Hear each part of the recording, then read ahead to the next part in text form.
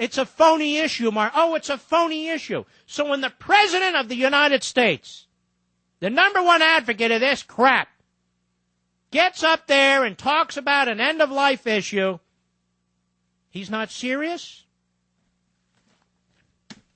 Let me remind you of the question back in June, on June 24th, and I've yet to hear a reporter follow up on this. Instead, oh, Sarah Palin's putting out a lie. No, she's not. She's a class act. She's not putting out any lies. Obama's the liar. Let's get that straight. Remember the question. My mother's 105 now, over 105. But at 100, the doctor had said to her, I can't do anything more unless you have a pacemaker. I told her go for it. So she did. But the arrhythmia specialist said, no, she's too old. But her doctor said, I'm going to make an appointment because a picture is worth 1,000 words. And when the other arrhythmia specialist knew her, saw her joy of life and so on, he said, I'm going forward.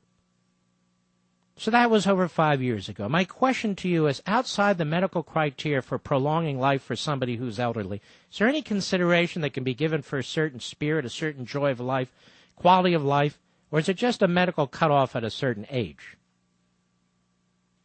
Now, here's what Obama said. Now, this is Obama. It's not an impersonator. He doesn't have a teleprompter. Right out of his own mouth. Cut 7, go. And we're not going to solve every difficult problem in terms of end-of-life care. A lot of that's going to have to be we as a culture and as a society starting to make better decisions within our own families and for ourselves. But what we can do is make sure that at least some of the waste that exists in the system that's not making anybody's mom better, that is loading up on additional tests or additional drugs that the evidence shows is not necessarily going to improve care, that at least we can let doctors know and your mom know, you know what, maybe this isn't going to help. Maybe you're better off not having the surgery, but taking the painkiller. Now that, to me, seems to answer it.